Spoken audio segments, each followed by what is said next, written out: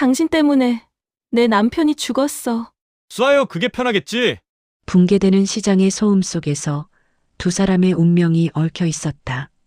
복수의 총구 끝에서 진실은 처음으로 울기 시작했다. 그럼 유나가 당신의 핏줄이란 말입니까? 그래요. 그래서 난 복수의 칼끝이 향하던 곳엔 피보다 깊은 죄와 용서가 있었다. 그들은 적이 아니었다. 단지 서로의 과거를 잃어버린 두 영혼이었다. 내 총은 이제 사람을 죽이지 않아. 오랜 세월의 전쟁은 그렇게 끝났다. 피로 시작된 복수는 결국 사랑으로 닫혔다. 구독과 좋아요는 무료니까 한 번씩 눌러주시고 끝까지 들어보시고 후기도 댓글로 남겨주세요. 그럼 사연 시작합니다. 서울 변두리의 오래된 재래시장. 새벽 5시의 공기는 아직 차갑습니다. 시장 골목 깊숙한 곳, 낡은 간판 하나가 희미한 가로등 불빛 아래 흔들리고 있었죠. 강영자 반찬가게라고 쓰인 간판이었습니다. 강영자는 오늘도 어김없이 가게 셔터를 올렸어요. 74살의 나이가 무색하게 손놀림은 빠르고 정확했습니다. 무거운 김치통을 거뜬히 들어 올리고 고등어를 손질하는 칼질은 마치 수십 년 훈련받은 사람처럼 깔끔했죠. 이제 나도 늙었지. 그래도 이 시장이 내 전장이었어.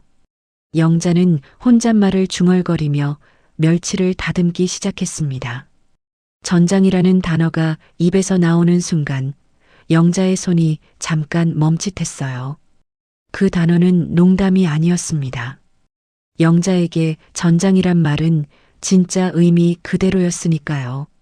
시장이 하나둘 깨어나기 시작했습니다. 과일 가게 아주머니가 지나가며 인사를 건넸어요. 영자 언니, 오늘도 일찍 나오셨네요.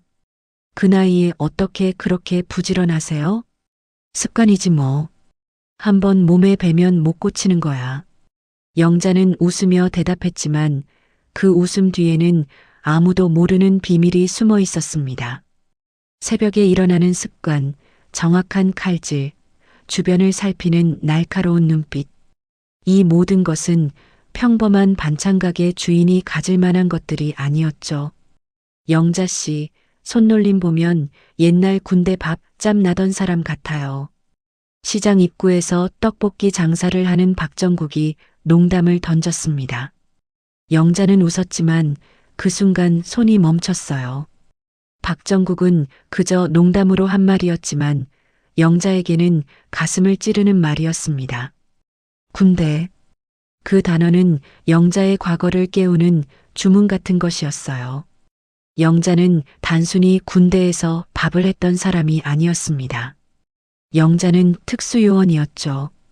아무도 모르게 적을 제거하고 아무도 모르게 사라지는 그림자 같은 존재였습니다. 농담이에요. 영자 씨가 무슨 군인이었겠어요.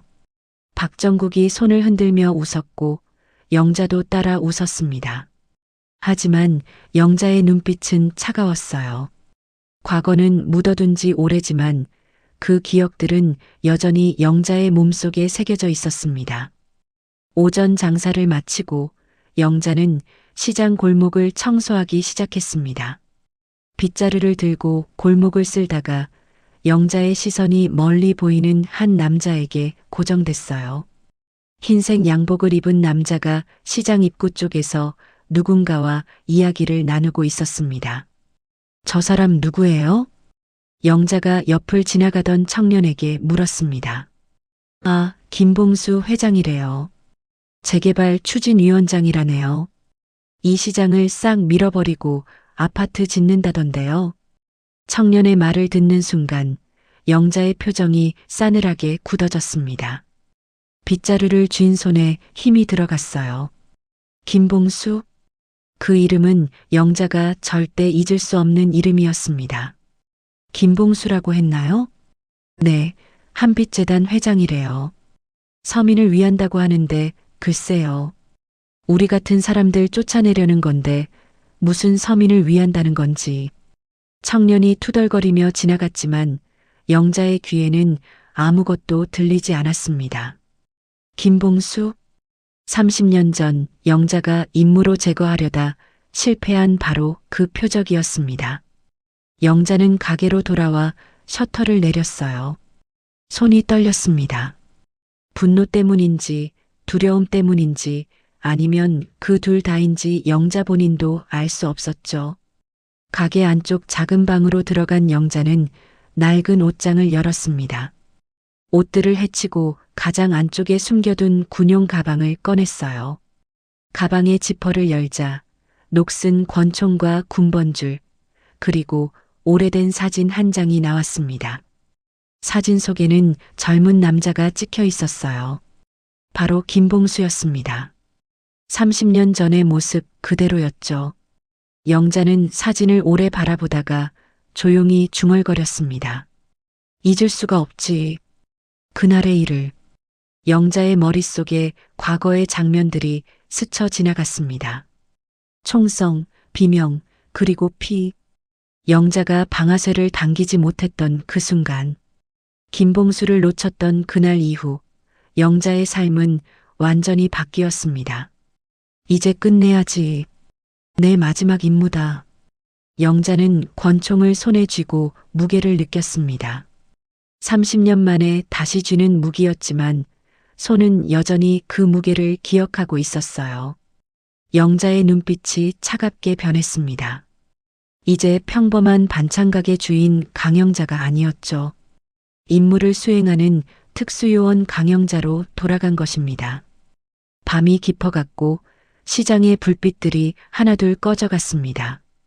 영자는 어둠 속에서 조용히 앉아 있었어요. 손에는 여전히 그 사진이 쥐어져 있었습니다. 다음 날 아침 시장은 이상한 분위기로 가득했습니다. 영자가 가게 문을 열고 나오자마자 눈에 들어온 건 시장 벽마다 붙어 있는 빨간색 플래카드였어요. 도시 재개발 추진 예정구역. 더 나은 미래를 위한 변화. 한빛재단과 함께하는 새로운 시작. 플래카드마다 김봉수의 얼굴 사진이 크게 박혀 있었습니다. 환하게 웃고 있는 그 얼굴을 보는 순간 영자의 가슴 속에서 무언가가 끓어올랐어요. 분노였을까요? 아니면 배신감이었을까요? 영자 언니 봤어요? 우리 다 쫓겨나게 생겼어요. 과일 가게 아주머니가 한숨을 쉬며 다가왔습니다. 아주머니의 눈가는 붉게 충혈되어 있었어요. 밤새 울었던 흔적이 역력했죠. 철거 대상 명단에 우리 가게도 다 들어갔대요. 보상금도 턱없이 적다던데 이걸로 어디 가서 다시 장사를 시작하겠어요. 영자는 아무 말도 하지 못했습니다. 영자의 반찬가게 역시 철거 대상이라는 걸 어젯밤 확인했으니까요. 하지만 영자에게 이 가게는 단순한 생계수단이 아니었습니다. 과거를 묻고 새로운 삶을 시작했던 곳이었고 영자가 유일하게 평범한 사람으로 살 수 있었던 공간이었죠. 오전 10시쯤 시장 상인회 회장 박정국이 확성기를 들고 시장 한가운데 섰습니다. 박정국의 얼굴은 분노로 일그러져 있었어요. 여러분, 이건 재개발이 아니라 우리를 내쫓는 겁니다. 김봉수란 사람 알고 보니까 옛날에 깡패 생활했던 사람이래요. 그런 사람이 무슨 서민을 위한다는 겁니까? 상인들이 하나둘 모여들기 시작했습니다. 모두의 얼굴에 불안과 분노가 뒤섞여 있었어요. 영자도 사람들 틈에 섞여 박정국의 말을 들었습니다. 우리가 여기서 20년, 30년을 살았는데 이제 와서 나가라고요? 보상금으로는 월세방 하나 얻기도 힘들다고요. 이게 말이나 됩니까? 박정국의 목소리는 점점 커졌고 사람들도 함께 고함을 질렀습니다. 하지만 영자는 조용히 서 있었어요. 영자의 머릿속에는 다른 생각들이 소용돌이치고 있었습니다. 김봉수가 깡패였다고? 그건 빙산의 일각일 뿐이지. 저 사람이 진짜 뭘 했는지 아무도 모를 거야. 영자는 군중 속에서 빠져나와 가게로 돌아왔습니다. 라디오를 켜고 반찬 손질을 시작했죠. 손은 움직이고 있었지만 영자의 정신은 온통 김봉수에게 집중되어 있었습니다. 그때 라디오에서 뉴스가 흘러나왔어요. 한빛재단 김봉수 회장이 오늘 기자회견을 열고 서민을 위한 주거 재개발 사업을 본격적으로 추진하겠다고 밝혔습니다. 김 회장은 낙후된 재래시장 지역을 재개발해 저소득층을 위한 임대주택과 복지시설을 건립할 계획이라고 말했는데요. 영자의 손이 멈췄습니다. 김 회장은 평생 사회 공헌 활동에 힘써온 인물로 이번 사업 역시 개인 이익을 위한 것이 아닌 순수한 봉사라고 강조했습니다. 순수한 봉사. 그 말을 듣는 순간 영자가 들고 있던 컵이 바닥에 떨어졌습니다. 컵은 산산조각이 났고 물이 사방으로 튀었어요. 하지만 영자는 움직이지 못했습니다. 온몸이 굳어버린 것처럼 그 자리에 서 있었죠. 순수한 봉사라고? 김봉수가? 영자의 입에서 비웃음이 새어나왔습니다. 30년 전 영자가 본 김봉수는 순수함과는 거리가 먼 사람이었어요. 무기밀매, 정보조작, 그리고 수많은 사람들의 목숨을 담보로 한 거래. 김봉수는 그런 일들의 중심에 있던 인물이었습니다. 영자는 그날의 기억 속으로 빠져들었어요. 비 오던 밤 부두 창고 안. 영자는 김봉수를 향해 총을 겨누고 있었습니다. 방아쇠를 당기기만 하면 모든 게 끝나는 순간이었죠. 하지만 영자는 쏘지 못했습니다. 김봉수 뒤에 인질로 잡혀있던 사람이 영자의 동료였기 때문이었어요. 그 한순간의 망설임이 모든 걸 바꿔놓았습니다. 김봉수는 도망쳤고 영자의 동료는 죽었으며 작전은 실패로 끝났죠. 그 일 이후 영자는 모든 걸 잃었습니다. 조직에서 쫓겨났고 신분을 지우고 이 시장으로 숨어들었어요. 그리고 30년 동안 평범한 반찬가게 주인으로 살아왔습니다. 그런데 이제 김봉수가 서민의 영웅으로 변해서 나타난 것입니다.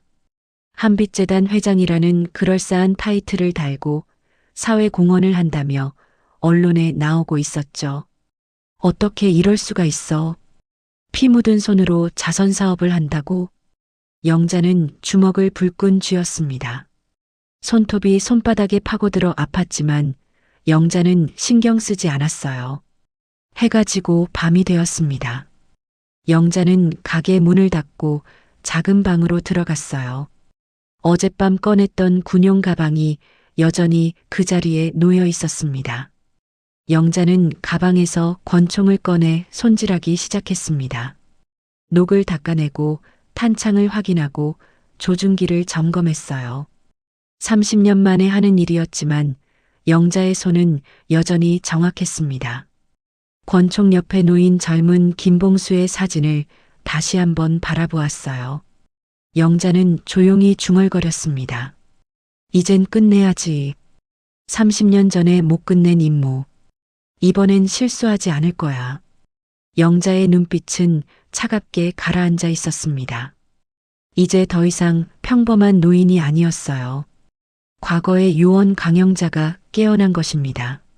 마지막 임무를 수행하기 위해서 말이죠. 다음 날부터 영자의 생활은 완전히 달라졌습니다. 낮에는 여전히 반찬 가게를 운영했지만 밤이 되면 완전히 다른 사람으로 변했어요. 그림자처럼 조용히 아무도 모르게 움직이기 시작했습니다. 첫날 밤 영자는 검은색 옷을 입고 시장을 빠져나왔습니다. 목적지는 김봉수의 건설회사 본사였어요. 고층 빌딩 앞에 도착한 영자는 주변을 살폈습니다. 경비원의 순찰 패턴을 확인하고 출입구의 위치를 머릿속에 새겼죠. 30년이 지났어도 몸은 기억하는구나. 영자는 빌딩 뒤편으로 돌아갔습니다. 비상계단을 통해 지하 주차장으로 들어갔어요. 직원 출입구 옆 게시판에는 회사 조직도가 붙어 있었습니다. 영자는 핸드폰으로 사진을 찍었죠. 재개발 사업부 직원들의 이름과 직책이 모두 적혀 있었습니다. 이 사람들이 시장을 없애려는 거구나. 영자는 조직도를 꼼꼼히 확인했습니다. 사업부장 이름 옆에는 김봉수 회장 직속이라는 표시가 있었어요. 영자는 그 이름들을 하나하나 머릿속에 입력했습니다. 필요하다면 이들을 통해 김봉수에게 접근할 수 있을 테니까요. 이틀째 밤 영자는 시장 주변을 돌기 시작했습니다. 골목마다 설치된 폐쇄회로 텔레비전의 위치를 확인했어요. 카메라의 각도를 계산하고 사각지대를 파악했습니다. 시장 입구부터 뒷골목까지 영자는 마치 지도를 그리듯 모든 정보를 머릿속에 새겼죠. 여기서 여기까지는 카메라에 안 잡혀. 이 길로 움직이면 되겠어. 영자는 작은 수첩에 메모를 했습니다. 30년 전처럼 완벽하게 준비하고 있었어요. 실수는 용납할 수 없었습니다. 이번이 마지막 기회니까요. 사흘째 되던 날 영자는 한빛재단 홈페이지를 검색했습니다. 재단의 사업 내용을 하나하나 확인하던 중 이상한 점을 발견했어요. 시장 재개발 계획서를 열어보니 예상과 다른 내용이 적혀 있었습니다.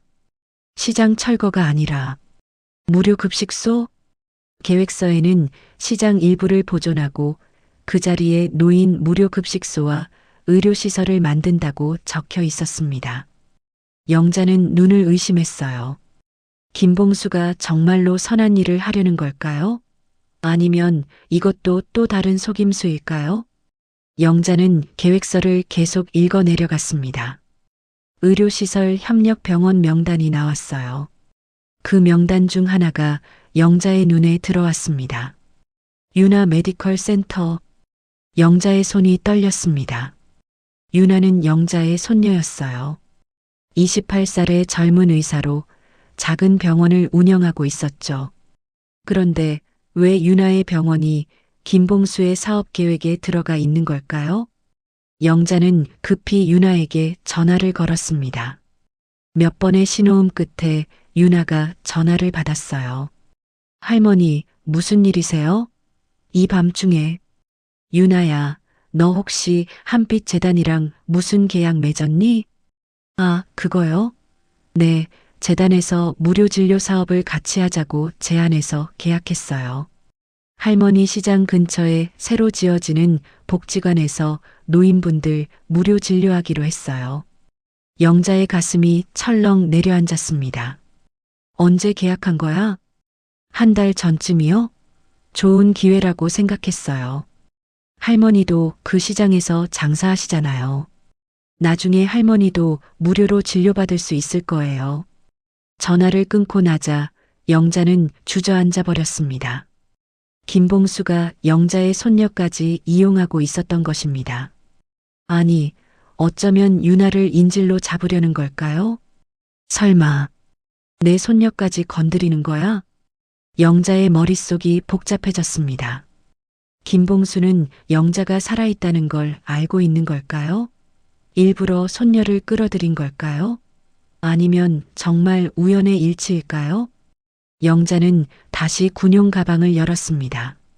권총을 꺼내 탄창을 확인했어요. 총알은 6발이 들어 있었습니다. 충분한 숫자였죠. 분노가 치밀어 올랐습니다. 30년 전 못다 이룬 복수, 시장 사람들을 지키기 위한 싸움, 그리고 이제는 손녀까지 지켜야 하는 상황. 모든 게 김봉수 때문이었습니다. 영자는 옛날 버릇이 돌아오는 걸 느꼈어요. 임무를 수행하기 전 항상 하던 의식이었습니다. 영자는 눈을 감고 숨을 깊이 들이마셨습니다. 하나, 둘, 셋. 3번의 호흡으로 마음을 가라앉혔죠. 30년 만에 다시 하는 의식이었지만 몸은 정확히 기억하고 있었습니다.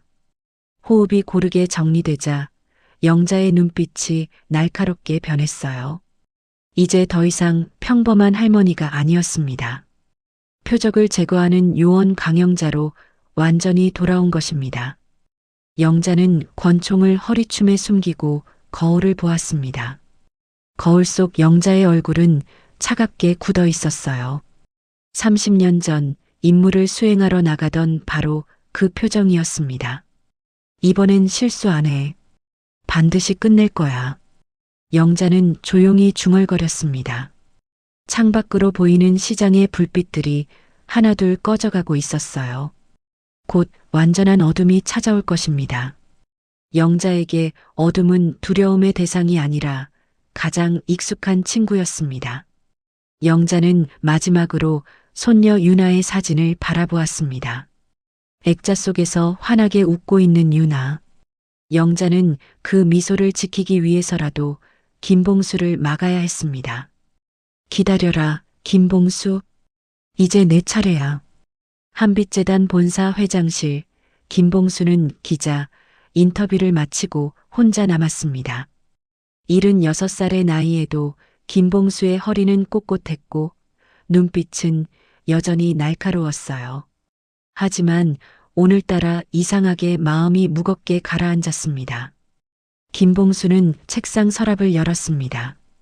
가장 안쪽 비밀칸에 숨겨둔 낡은 봉투를 꺼냈어요. 봉투 안에는 오래된 사진 한 장이 들어 있었습니다. 여군 제복을 입은 젊은 여성의 모습이었죠. 강영자. 김봉수는 사진을 오래 바라보았습니다. 사진 속 여성의 눈빛은 차갑고 날카로웠어요.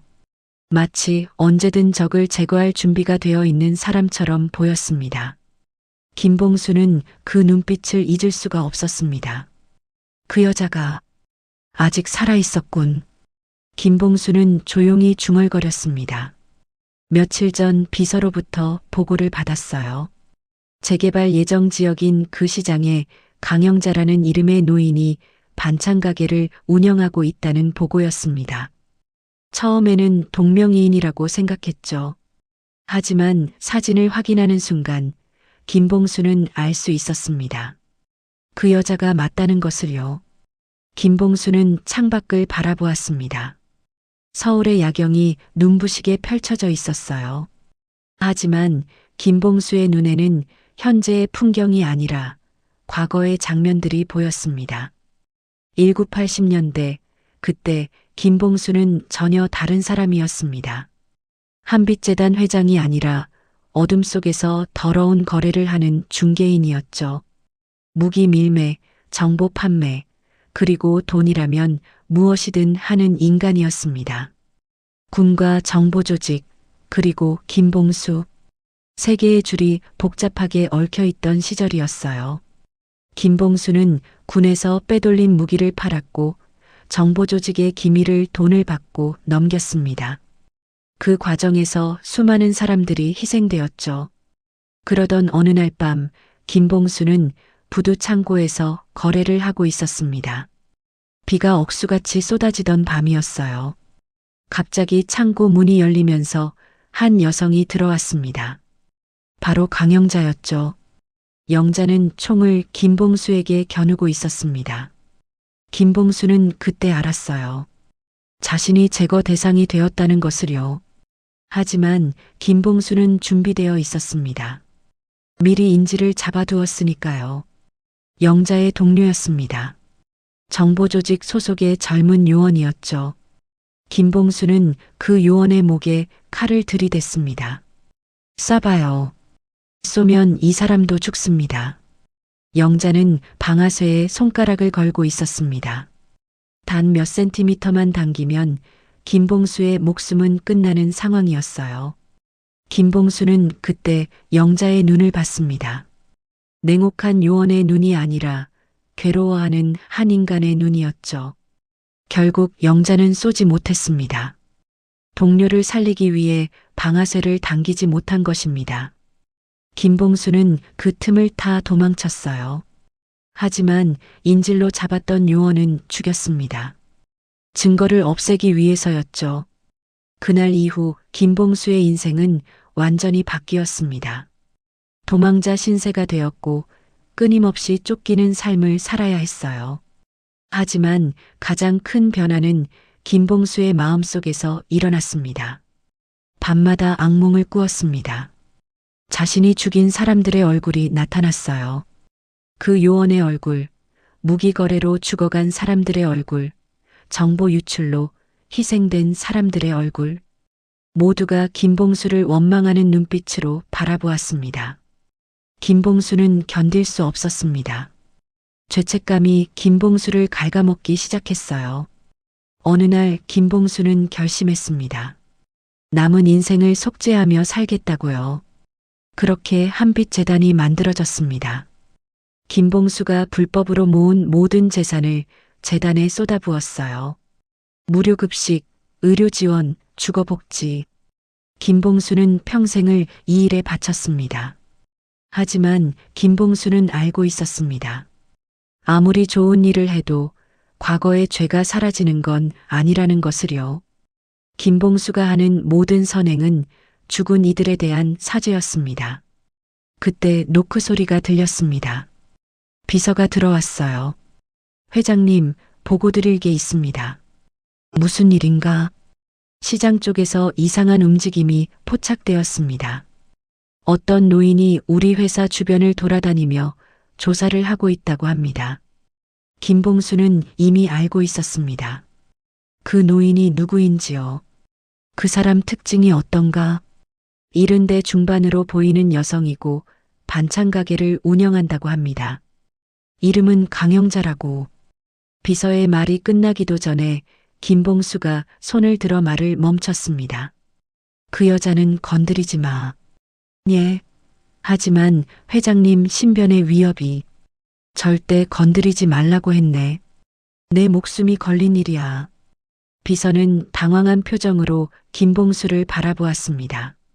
하지만 김봉수의 표정은 단호했어요. 비서는 더 이상 묻지 않고 물러갔습니다. 혼자 남은 김봉수는 다시 영자의 사진을 바라보았습니다. 30년 만의 재회였지만 김봉수는 기쁘지 않았어요. 오히려 두려웠습니다. 영자가 복수하러 온 것이 분명했으니까요. 이제 때가 된 건가? 내가 받아야 할 벌을 받을 시간이.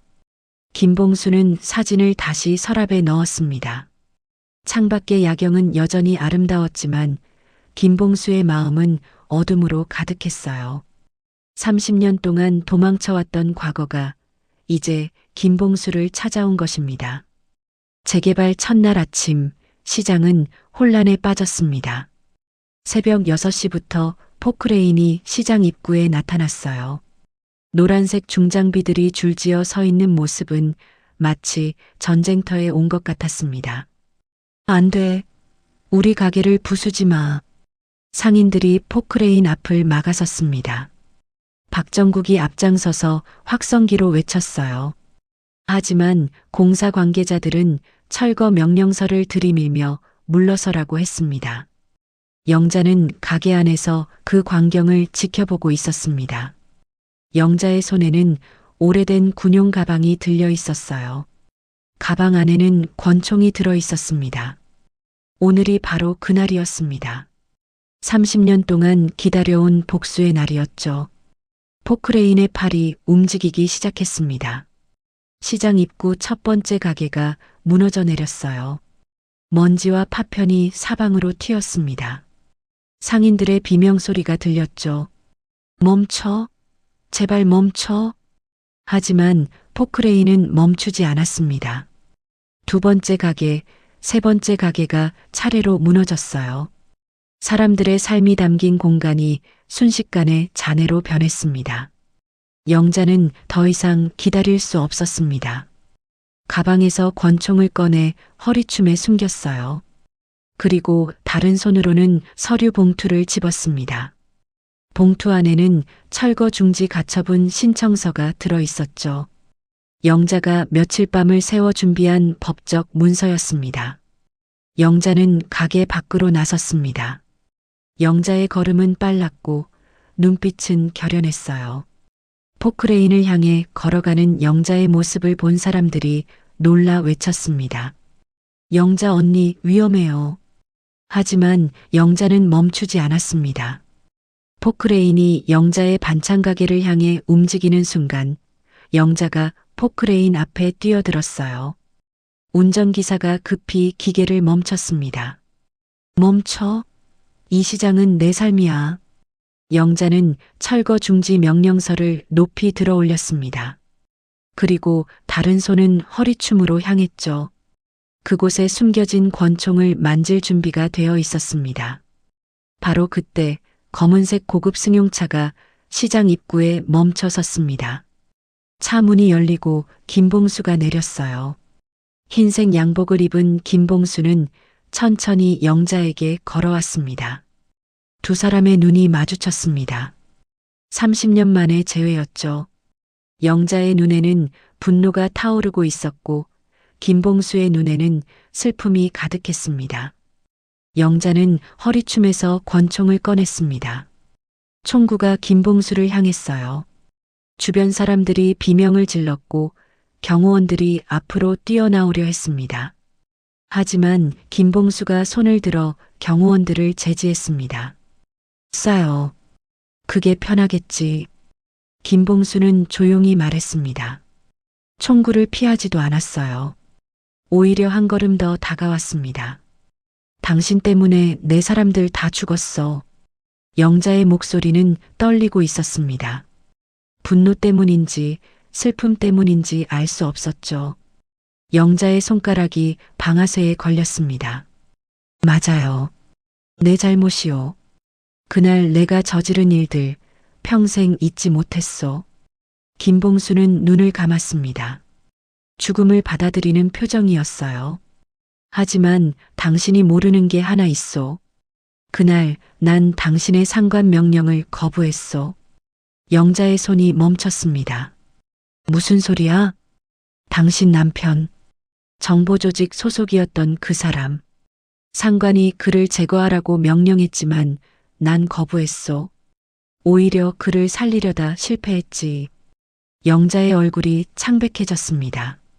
남편 이야기는 영자가 전혀 예상하지 못한 것이었어요. 영자의 남편은 30년 전 작전 중 사망했습니다. 영자는 그저 임무 실패의 희생자라고만 알고 있었죠. 거짓말하지 마. 거짓이 아니오.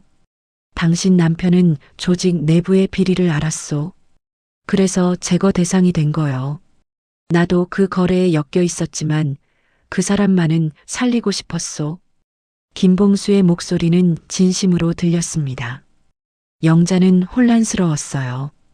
30년 동안 믿어왔던 진실이 흔들리기 시작했습니다. 바로 그때 누군가 영자와 김봉수 사이로 뛰어들었습니다. 유나였어요. 영자의 손녀가 숨을 헐떡이며 두 사람 사이에 섰습니다. 할머니, 안 돼요. 유나는 영자의 팔을 붙잡았습니다. 총구가 아래로 향했어요. 유나야, 비켜. 이건 내가 관여할 일이 아니야. 아니에요.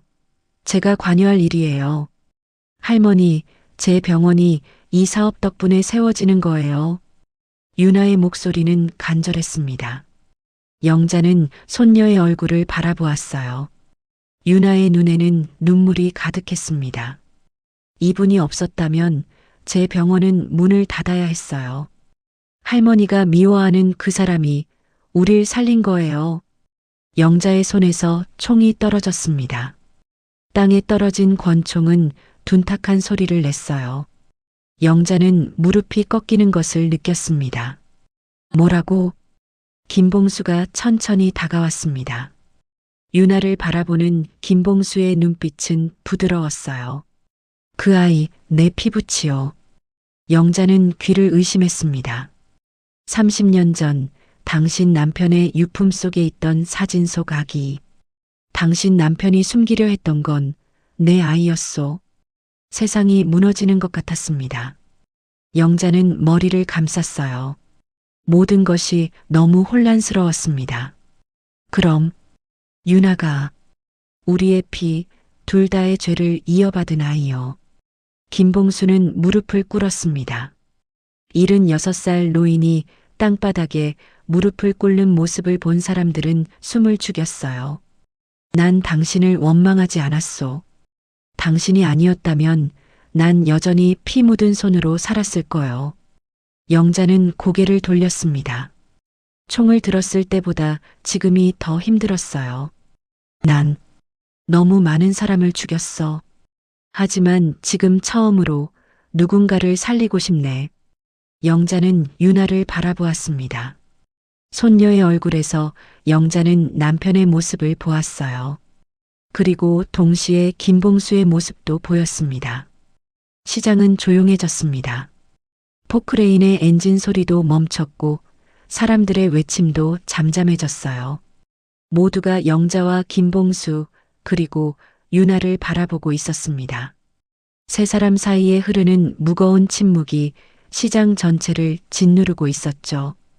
영자는 천천히 유나를 바라보았습니다. 28살의 손녀는 영자가 알던 모습이 아니었어요. 유나의 얼굴에서 영자는 처음 보는 표정을 발견했습니다.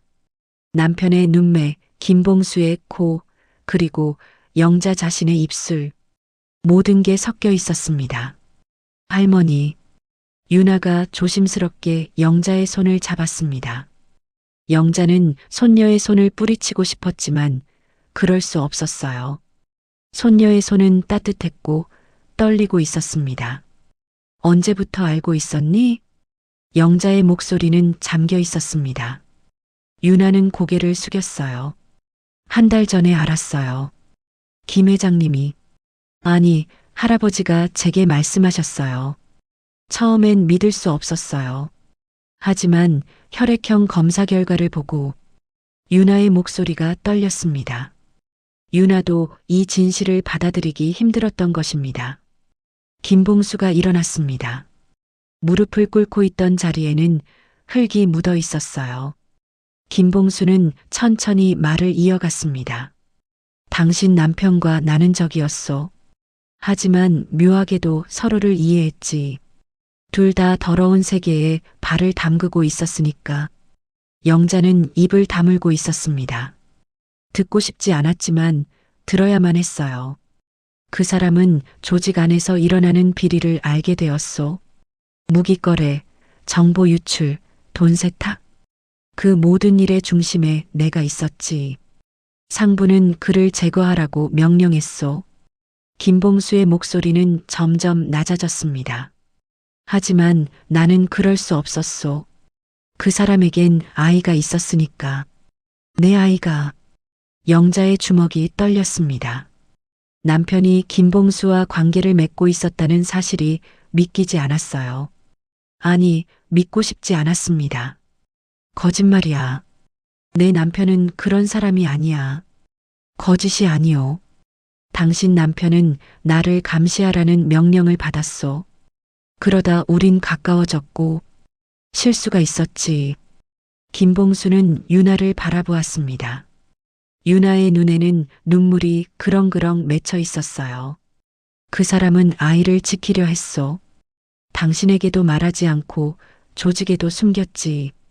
하지만 상부는 알아냈고 그래서 그를 제거하려 한 거요.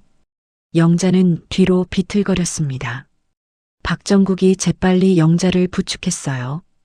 영자의 얼굴은 창백했고 입술은 파랗게 질려 있었습니다. 그래서 당신이 내 남편을 죽인 거야? 김봉수는 고개를 저었습니다. 아니요.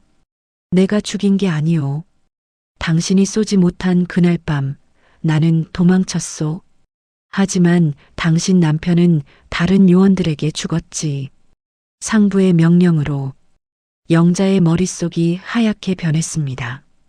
30년 동안 영자는 남편이 작전 실패로 죽었다고 믿었어요. 하지만 진실은 달랐습니다. 남편은 조직에 의해 제거된 것이었죠. 왜 이제 와서 말하는 거야? 영자의 목소리는 울먹였습니다. 30년 동안 참아왔던 감정들이 터져 나오려 하고 있었어요. 당신을 만날 기회가 없었소. 당신은 사라졌고 나도 도망자 신세였으니. 하지만 유나를 통해 당신이 살아있다는 걸 알았소. 그래서 이 기회를 만든 거요. 김봉수는 시장을 돌아보았습니다. 재개발은 구실이었소. 당신을 만나기 위한, 당신에게 진실을 말하고 용서를 구하기 위한. 영자는 무너져 내렸습니다. 땅바닥에 주저앉은 영자의 어깨가 흔들렸어요. 울음소리는 나지 않았지만 영자의 몸 전체가 울고 있었습니다. 유나가 영자 옆에 무릎을 꿇었습니다. 손녀는 영자를 껴안았어요.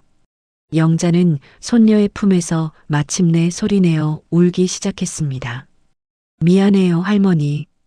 제가 몰랐어요. 할머니가 얼마나 힘드셨는지. 유나도 함께 울었습니다. 두 사람의 눈물이 땅에 떨어졌어요. 김봉수는 조용히 서 있었습니다. 김봉수의 눈에도 눈물이 고여 있었지만 흘리지는 않았어요. 김봉수에겐 눈물을 흘릴 자격이 없다고 생각했습니다. 난 당신을 원망하지 않았소. 오히려 감사했지. 당신이 쏘지 않았기에 내가 바뀔 기회를 얻었으니까. 김봉수는 한빛재단 직원들을 돌아보며 손짓했습니다. 직원들이 서류 뭉치를 가지고 왔어요. 이건 재단의 모든 재산 목록이요. 내일부터 이 재단은 유나의 이름으로 넘어갈 거요. 그리고 이 시장은 절대 철거되지 않을 거요. 영자는 고개를 들었습니다. 눈물로 얼룩진 얼굴로 김봉수를 바라보았어요. 왜 그래야 하는데? 당신 남편이 지키려 했던 것, 아이의 미래였소. 나는 그 아이를 지키지 못했지. 하지만 그 아이의 아이 유나만큼은 지키고 싶소. 김봉수는 시장 사람들을 향해 고개를 숙였습니다. 여러분께 사과드리오. 이 모든 소란을 일으킨 것. 하지만 이제 모든 게 제자리로 돌아갈 거요. 영자는 천천히 일어났습니다. 유나가 영자를 부축했어요. 영자는 비틀거리며 김봉수에게 다가갔습니다. 두 사람이 마주 섰습니다. 30년 전 총구를 사이에 두고 마주했던 두 사람이 이제는 진실을 사이에 두고 마주하고 있었습니다. 용서는 못해. 영자의 목소리는 떨리고 있었습니다. 하지만 유나를 위해서라도 이제 그만 싸우고 싶어. 김봉수는 고개를 끄덕였습니다. 그것만으로도 충분하오. 해가 저물기 시작했습니다. 시장의 긴 그림자가 드리워졌어요. 포크레인들은 천천히 시장을 빠져나가기 시작했습니다. 사람들은 조용히 자신들의 가게로 돌아갔죠. 영자는 유나의 손을 잡고 가게로 향했습니다. 땅에 떨어진 권총은 그대로 남아 있었어요. 박정국이 조심스럽게 권총을 주어 영자에게 건넸지만 영자는 고개를 저었습니다. 이젠 필요 없어. 다음 날 저녁 영자는 시장 사람들을 모았습니다. 시장 한가운데 마련된 공터에 상인들이 하나둘 모여들었어요. 모두의 얼굴에는 어제의 충격이 아직 남아 있었습니다. 영자는 사람들 앞에 섰습니다. 74살 노인의 얼굴은 피곤해 보였지만 눈빛만은 또렷했어요. 영자는 천천히 입을 열었습니다. 여러분, 제가 할 말이 있습니다. 사람들이 조용해졌습니다. 영자의 목소리를 듣기 위해 모두가 귀를 기울였어요. 저는 이 시장에서 30년을 살았습니다. 여러분과 함께 웃고 울고 장사하며 지냈죠. 이곳은 제게 단순한 일터가 아니었어요. 제 인생의 피난처였습니다. 영자는 시장을 천천히 둘러보았습니다. 낡은 간판들, 금이 간 벽들, 오래된 가게들, 모든 것이 영자의 기억 속에 새겨져 있었어요. 이 시장은 우리 세대의 마지막 숨결입니다. 여기엔 우리의 땀과 눈물이 배어 있어요. 매일 새벽에 일어나 가게 문을 열고 손님을 맞이하고 저녁에 문을 닫던 그 모든 날들이 이 골목에 남아 있습니다. 박정국이 고개를 끄덕였습니다. 과일가게 아주머니의 눈에는 눈물이 맺혔어요. 하지만 저는 어제 깨달았습니다. 우리가 지켜야 할 건 건물이 아니라는 것을요. 우리가 진짜 지켜야 할 건 이 안에 담긴 기억과 사람들입니다. 영자는 잠시 말을 멈췄습니다. 깊게 숨을 들이마시고 다시 말을 이어갔어요. 재개발이 나쁜 것만은 아닙니다. 이 낡은 건물들은 언젠가 무너질 겁니다. 문제는 우리가 어떻게 변화를 받아들이느냐는 거죠. 사람들 사이에서 웅성거리는 소리가 들렸습니다. 영자의 말에 동의하는 사람도 있었고 여전히 의심하는 사람도 있었어요. 이건 단순한 재개발이 아닙니다. 이건 기억의 철거예요. 우리 세대가 살아온 흔적을 지우는 일입니다. 하지만 동시에 다음 세대를 위한 공간을 만드는 일이기도 하죠. 영자는 유나를 바라보았습니다. 손녀는 사람들 뒤편에 서서 영자를 지켜보고 있었어요. 제 손녀가 말했습니다. 이 재개발이 많은 사람을 살릴 거라고. 처음엔 믿지 못했어요. 하지만 계획서를 자세히 봤습니다. 무료 급식소, 의료시설, 노인 일자리 센터. 이 모든 게 우리를 위한 거였어요. 박정국이 앞으로 나섰습니다. 영자 언니 가지만 우리 가게는 어떻게 되는 겁니까? 보상금으로는 턱없이 부족한데요. 영자는 고개를 끄덕였습니다.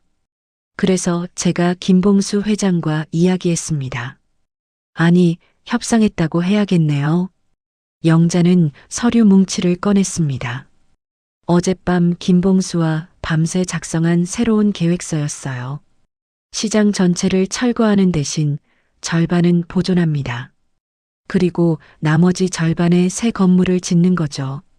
보존되는 구역의 상인들은 그대로 장사를 이어가고 철거되는 구역의 상인들은 새 건물에 우선 입주할 수 있습니다. 사람들의 표정이 밝아지기 시작했습니다. 보상금도 2배로 올렸습니다. 그리고 새 건물 임대료는 10년간 반값입니다. 노인 창업지원센터도 만들어져서 새로운 사업을 시작하고 싶은 분들을 도울 겁니다. 박정국이 서류를 받아 읽기 시작했습니다. 다른 상인들도 모여들어 함께 확인했어요. 점점 더 많은 사람들의 얼굴에 미소가 번졌습니다.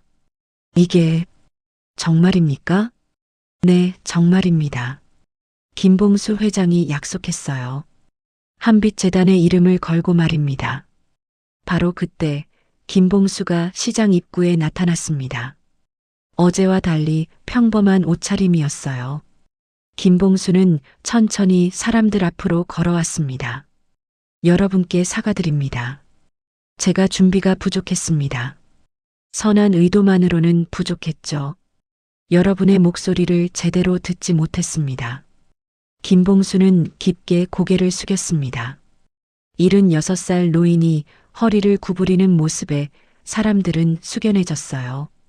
이제부터는 다릅니다. 모든 결정을 여러분과 함께 하겠습니다.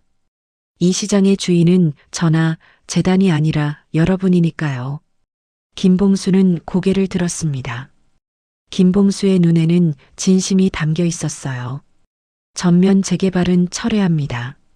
대신 영자 씨와 함께 만든 새 계획을 실행하겠습니다. 시장 일부를 노년 창업지원센터로 바꾸고 여러분이 계속 이곳에서 생활할 수 있도록 돕겠습니다. 사람들 사이에서 박수 소리가 터져 나왔습니다. 처음엔 몇 명이었지만 점점 더 많은 사람들이 박수를 쳤어요. 어제까지만 해도 적대적이었던 분위기가 완전히 바뀌었습니다. 영자는 김봉수를 바라보았습니다. 두 사람의 눈이 마주쳤어요. 영자는 천천히 고개를 끄덕였습니다. 용서는 아니었지만 인정이었습니다. 해가 완전히 지고 밤이 되었습니다. 사람들이 하나둘 흩어진 뒤 영자는 혼자 가게로 돌아왔어요.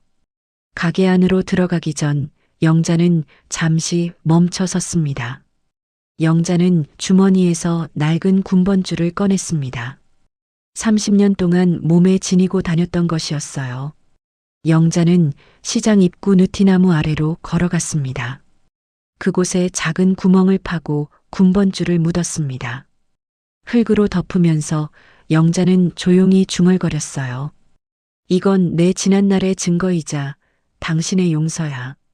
영자가 말하는 당신은 김봉수가 아니었습니다. 30년 전 세상을 떠난 남편이었죠. 영자는 비로소 남편을 보내줄 수 있게 되었습니다. 영자는 일어나 하늘을 올려다보았습니다. 별이 총총히 빛나고 있었어요. 오랜만에 보는 맑은 밤하늘이었습니다. 영자의 얼굴에 평화로운 미소가 번졌습니다. 이젠 내 임무도 끝났어. 영자는 가게로 돌아갔습니다. 내일 아침이면 다시 새벽 5시에 일어나 가게 문을 열 것입니다. 하지만 이제는 복수심이 아니라 희망으로 하루를 시작할 수 있을 것 같았어요. 석 달이 흘렀습니다. 계절은 완전히 바뀌어 따뜻한 봄이 찾아왔어요. 시장에는 새로운 변화의 바람이 불고 있었습니다. 시장 입구에는 새로 지어진 건물이 우뚝 서 있었습니다. 유리와 콘크리트로 만들어진 현대적인 건물이었지만 건물 외벽에는 시장의 옛 모습을 담은 벽화가 그려져 있었어요. 과거와 현재가 조화를 이룬 모습이었습니다. 건물 1층에는 유나 메디컬 센터가 자리 잡았습니다. 큰 유리창 너머로 진료를 기다리는 노인들이 보였어요. 모두 시장 상인들과 인근 주민들이었습니다. 유나는 하얀 가운을 입고 환자들을 정성껏 돌보고 있었죠. 할머니, 혈압이 좀 높으시네요. 짠 음식 좀 줄이셔야 해요. 유나가 환자에게 부드럽게 말했습니다. 환자는 과일 가게를 운영하는 아주머니였어요. 아주머니는 씩 웃으며 대답했습니다. 영자 언니 반찬이 워낙 맛있어서 자꾸 먹게 돼요. 그 집 김치는 예술이거든. 유나도 따라 웃었습니다. 손녀는 이제 시장 사람들과 완전히 하나가 되어 있었어요. 한편 시장 안쪽 강영자 반찬 가게는 여전히 사람들로 북적였습니다. 아니, 예전보다 더 많은 손님들이 찾아오고 있었어요. 새 건물에 입주한 젊은 직장인들도 영자의 반찬을 사러 왔습니다. 언니, 오늘은 뭐가 맛있어요? 단골 손님이 물었습니다. 영자는 환하게 웃으며 대답했어요. 오늘은 고등어 조림이 일품이에요. 새벽에 막 들어온 싱싱한 거로 만들었거든요. 영자의 손놀림은 여전히 빠르고 정확했습니다. 반찬을 담는 모습은 마치 예술 작품을 만드는 것 같았어요. 하지만 이제 영자의 얼굴에는 긴장이 아닌 평화가 깃들어 있었습니다. 점심시간이 지나고 손님들이 줄어들자 유나가 가게로 찾아왔습니다. 손녀는 진료복을 입은 채로 왔어요. 할머니, 점심 드셨어요? 아직 바빠서 못 먹었지. 유나는 가방에서 도시락을 꺼냈습니다. 손녀가 직접 싼 도시락이었어요. 제가 만들었어요. 할머니가 좋아하시는 나물 반찬 넣었어요. 영자는 손녀가 싼 도시락을 받아들었습니다. 영자의 눈가가 촉촉해졌어요. 이런 평범한 일상이 얼마나 소중한지 새삼 깨닫게 되었습니다. 두 사람은 가게 안 작은 테이블에 마주 앉았습니다. 함께 밥을 먹으며 담소를 나눴어요. 유나가 조심스럽게 물었습니다. 할머니, 이제 진짜 그만 싸우는 거죠? 영자는 젓가락을 멈췄습니다. 손녀의 얼굴을 바라보며 부드럽게 미소 지었어요. 응, 이젠 국 끓이는 게 내 전쟁이야. 영자는 가게 한쪽을 가리켰습니다. 커다란 냄비에서 된장찌개가 부글부글 끓고 있었어요. 구수한 냄새가 가게 안을 가득 채웠습니다. 매일 아침 국 끓이고 반찬 만들고 손님 맞이하는 거. 이게 내 새로운 임무야. 평범하지만 행복한 임무지. 유나는 영자의 손을 꼭 잡았습니다. 손녀의 손은 따뜻했고 힘이 있었어요. 고마워요, 할머니. 저를 지켜주셔서. 내가 지킨 게 아니야. 내가 나를 구한 거지. 두 사람은 서로를 바라보며 웃었습니다. 창밖으로 봄볕이 따사롭게 들어왔어요. 그날 저녁 영자는 가게 정리를 하고 있었습니다. 선반을 닦고 바닥을 쓸고 내일 쓸 재료를 준비했어요. 모든 게 평범한 일상이었지만 영자에겐 이보다 소중한 게 없었습니다. 문득 영자는 벽에 걸린 액자를 바라보았습니다. 유나가 선물한 액자였어요. 액자 안에는 사진과 함께 조리도구가 장식되어 있었습니다. 바로 유나가 생일 선물로 준 조리용 국자였죠. 영자는 액자에서 국자를 꺼내 손에 쥐었습니다. 묵직한 무게감이 느껴졌어요. 30년 전 손에 쥐었던 권총의 무게와는 전혀 달랐습니다. 국자는 따뜻했고 생명을 주는 도구였죠. 이제 이게 내 무기야. 영자는 혼잣말을 하며 국자를 바라보았습니다. 국자에는 유나가 새긴 글씨가 있었어요. 할머니 사랑해요라는 짧은 문장이었습니다. 영자는 국자를 다시 액자에 걸었습니다. 그리고 가게 밖으로 나왔어요. 시장은 저녁 장사 준비로 분주했습니다. 상인들이 하나둘 불을 켜기 시작했고 손님들이 저녁장을 보러 오기 시작했죠. 박정국이 떡볶이를 튀기며 손을 흔들었습니다. 과일가게 아주머니가 웃으며 인사했어요. 생선가게 아저씨가 오늘 들어온 신선한 생선을 자랑했습니다. 모두가 평범하고 소중한 일상이었습니다. 영자는 시장 입구 느티나무 앞에 섰습니다. 석 달 전 군번줄을 묻었던 바로 그 자리였어요. 나무는 새 잎을 트루며 봄을 맞이하고 있었습니다. 잘 있어요. 이제 편히 쉬세요. 영자는 나무를 향해 조용히 말했습니다. 남편에게 그리고 과거의 자신에게 하는 작별 인사였죠. 바로 그때 멀리서 김봉수가 걸어오는 게 보였습니다. 김봉수는 이제 자주 시장을 찾았어요. 상인들과 이야기를 나누고 필요한 것들을 챙기고 유나를 만나러 왔습니다. 김봉수와 영자의 눈이 마주쳤습니다. 김봉수가 가볍게 고개를 숙였고 영자도 따라 고개를 끄덕였어요. 많은 말은 필요 없었습니다. 두 사람은 이제 서로를 이해하고 있었으니까요. 김봉수는 유나의 병원으로 들어갔고 영자는 가게로 돌아왔습니다. 이제 저녁 장사 준비를 할 시간이었어요. 영자는 앞치마를 두르고 조리대 앞에 섰습니다. 손에는 유나가 선물한 국자가 들려 있었어요. 영자는 큰 소리로 외쳤습니다. 반찬 팔아요. 오늘은 고등어 조림이 싸요. 영자의 목소리는 시장 전체에 울려 퍼졌습니다. 힘차고 밝은 목소리였어요. 손님들이 하나둘 모여들기 시작했습니다. 언니, 고등어 조림 하나 주세요. 김치도 같이요. 영자는 환하게 웃으며 손님들을 맞이했습니다. 반찬을 담고 돈을 받고 인사를 나누는 모든 행동이 자연스러웠어요. 저녁 공기는 된장 냄새로 가득했습니다. 시장 곳곳에서 풍기는 음식 냄새가 하나로 섞여 시장만의 독특한 향기를 만들어냈어요. 그 속에서 영자의 반찬가게 냄새가 유독 진했습니다. 된장찌개가 끓는 소리, 사람들의 웃음소리, 장사하는 소리, 모든 게 어우러져 시장의 교향곡을 만들었습니다. 영자는 그 소리들 속에서 진정한 평화를 느꼈어요. 해가 완전히 지고 시장에 불이 환하게 켜졌습니다. 영자는 국자를 들고 냄비를 저었어요. 국물이 부글부글 끓어올랐습니다. 된장 냄새 속에서 영자의 전쟁은 끝났습니다. 하지만 삶은 여전히 뜨겁게 끓고 있었어요. 그것으로 충분했습니다. 아니, 그것이 전부였습니다. 영자는 유나를 바라보았습니다. 손녀는 병원 창문 너머로 영자를 향해 손을 흔들고 있었어요. 영자도 국자를 든 손을 들어 답했습니다. 이제 영자에게 총은 필요 없었습니다. 국자 하나면 충분했어요. 사람들을 살리는 무기, 사랑을 나누는 도구, 그것이 바로 국자였으니까요. 밤이 깊어갔지만 시장은 여전히 밝았습니다.